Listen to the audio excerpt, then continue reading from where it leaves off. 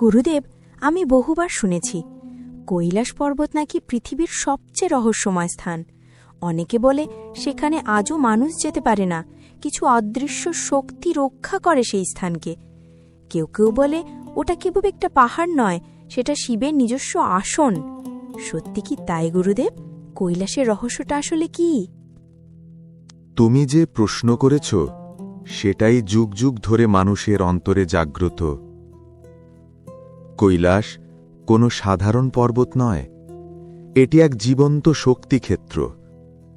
যেমন মানুষের হৃদয়ে আত্মা বাস করে, তেমনি পৃথিবীর হৃদয়ে ঈশ্বর বাস করেন।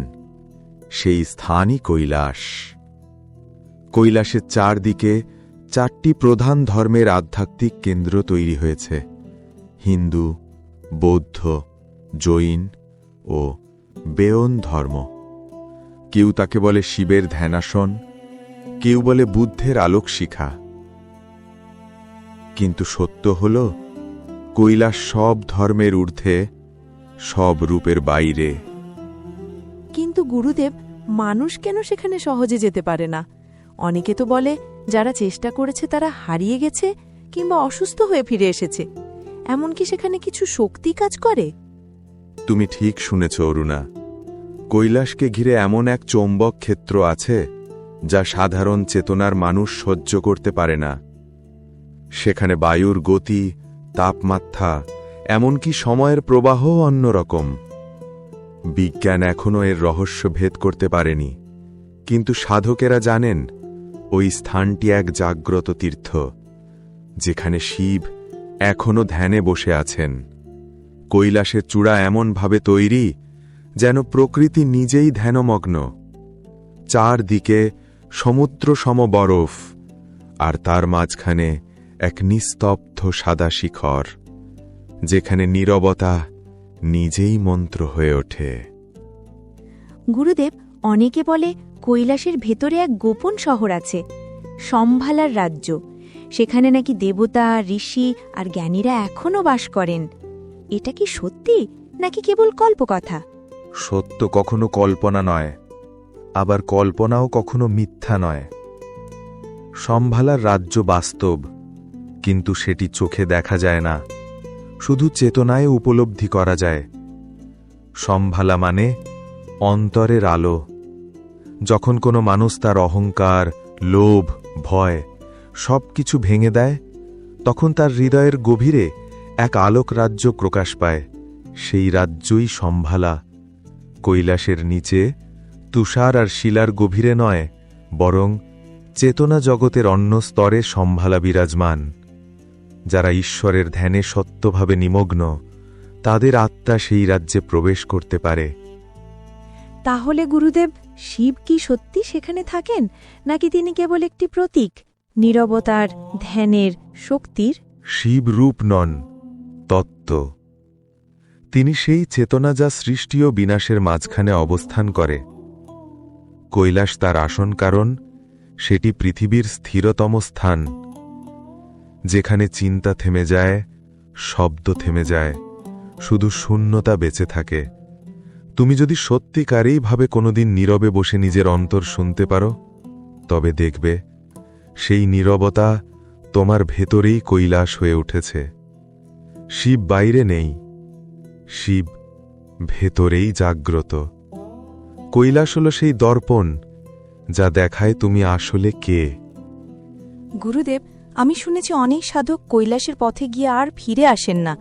তারা কি হারিয়ে যান, নাকি তারা মুক্তি লাভ করেন? তারা হারিয়ে যায় না, তারা মিলিয়ে যায়। যেমন নদী সাগরে মেশে, তেমনি আত্মা মিশে যায় শিবে। যে শিবের ধ্যানধারায় প্রবেশ করে, তার আলাদা অস্তিত্ব আর থাকে না। সে হয়ে যায় সেই আলো, সেই নীরবতা। কৈলাস তাই বিপজ্জনক নয়। কৈলাস হল আয়না, যা দেখায় তুমি আসলে কে। যে প্রস্তুত নয়, সে ভয় পায়। যে প্রস্তুত, সে মুক্তি পায়। গুরুদেব, আপনি বললেন কৈলাস জীবন্ত, কিন্তু আমরা তো কেবল পাথর দেখি, বরফ দেখি। তাহলে কি করে বুঝব যে এটি সত্যিই জীবন্ত? পৃথিবীর প্রতিটি কণা জীবন্ত অরুণা। কিন্তু কৈলাসের প্রতিটি কণা চেতনা বহন করে। তুমি যদি কখনো মন দিয়ে তাকাও, তবে দেখবে বরফের নিচে নিঃশব্দে ভাস নিচ্ছে মহাবিশ্ব। বাতাসের প্রতিটি স্পন্দনে শোনা যায় ওম ধ্বনি। কৈলাসের চূনা কখনো বরফে ঢাকা থাকে না, কারণ সেটি শক্তির কেন্দ্রবিন্দু, যেখানে দ্বিদলীয় কম্পন এত প্রবল যে প্রকৃতির নিয়মও তার সামনে মাথা নত করে। গুরুদেব, আমি একদিন সেখানে যেতে চাই, কৈলাস দেখতে, শিবের ধ্যান অনুভব করতে। কিন্তু আমি ভয় পাই, যদি আমি যোগ্য না হই। কৈলাসে যাওয়ার অনুমতি কেউ দেয় না, কৈলাস নিজে ডাকে। যখন তোমার হৃদয় প্রস্তুত, যখন তোমার অহংকার গলে যায়, তখন পাহাড়ের নীরবতা নিজেই তোমার নাম উচ্চারণ করে। কৈলাস দেখা মানে নিজের অন্তরকে দেখা, সেখানে যাওয়া মানে নিজেকে বিলিয়ে দেওয়া। যখন তুমি ভেতরের কৈলাসে পৌঁছবে, তখন বাইরের পর্বতও তোমাকে স্বাগত জানাবে। তাহলে গুরুদেব, আমি এখন থেকেই কি ধ্যান শুরু করব সেই কৈলাসের ভাবনায়?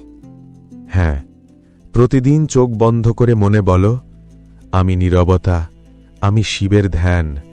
শ্বাসের সঙ্গে সঙ্গে অনুভব করো তুমি কৈলাসের পাদদেশে বসে আছো।